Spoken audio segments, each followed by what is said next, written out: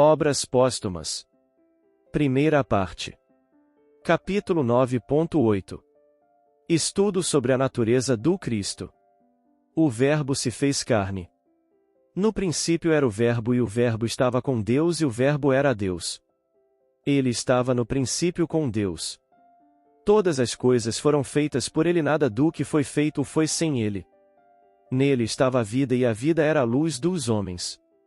E a luz brilhou nas trevas e as trevas não a compreenderam. Houve um homem enviado de Deus, que se chamava João.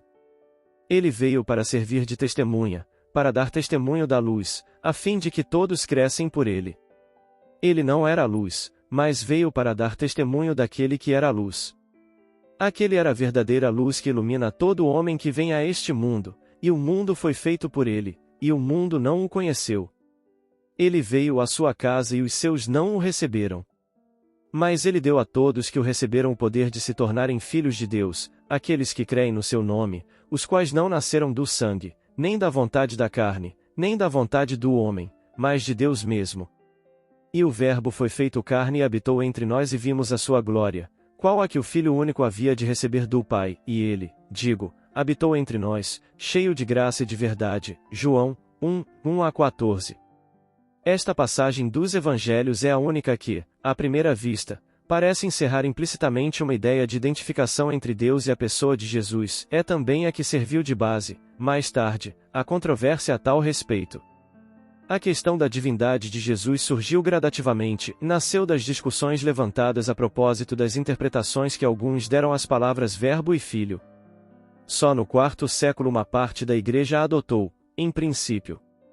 Semelhante dogma resultou, pois, de decisão dos homens, e não de uma revelação divina. É de notar-se, antes de tudo, que as palavras acima citadas são de João, e não de Jesus, e que, ainda quando se admita que não tenham sido alteradas, elas não exprimem, na realidade, mais que uma opinião pessoal, uma indução, em que se depara com o misticismo habitual da sua linguagem, não poderiam, pois, prevalecer contra as reiteradas afirmações do próprio Jesus. Mesmo, porém, aceitando-as tais quais são, elas não resolvem de modo algum a questão no sentido da divindade, porquanto se aplicariam igualmente a Jesus, criatura de Deus. Com efeito, o Verbo é Deus, porque é a palavra de Deus. Tendo recebido diretamente de Deus a palavra, com a missão de a revelar aos homens, ele a assimilou. A palavra divina, de que se penetrara, encarnou nele, ele a trouxe consigo ao nascer e assim é que João pôde com razão dizer, o Verbo foi feito carne e habitou entre nós. Jesus podia, pois, ter sido encarregado de transmitir a palavra de Deus, sem ser o próprio Deus, como o embaixador transmite as palavras do seu soberano, sem ser o soberano. Segundo o dogma da divindade, é Deus quem fala, na outra hipótese, ele fala pela boca do seu enviado, o que nada tira a autoridade das suas palavras. Mas quem autoriza esta suposição, de preferência a outra? A única autoridade competente para decidir a questão é a das próprias palavras de Jesus, quando diz, não tenho falado por mim mesmo, aquele que me enviou foi quem me prescreveu, por seu mandamento, o que tenho de dizer. A doutrina que prego não é minha, mas daquele que me enviou, a palavra que tendes ouvido não é palavra minha, mas de meu Pai que me enviou.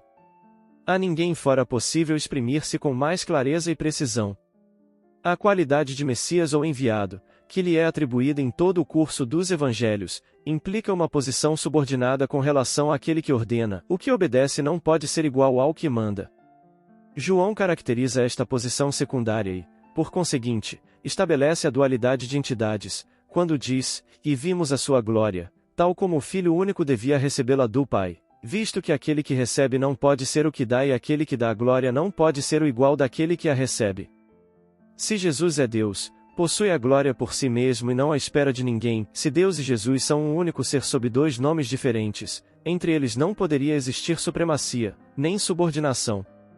Ora, não havendo paridade absoluta de posições, segue-se que são dois seres distintos. A qualificação de Messias divino não exprime que haja mais igualdade entre o mandatário e o mandante do que a de enviado real entre um rei e seu representante. Jesus era um Messias divino pelo duplo motivo de que de Deus é que tinha a sua missão e de que suas perfeições o punham em relação direta com Deus.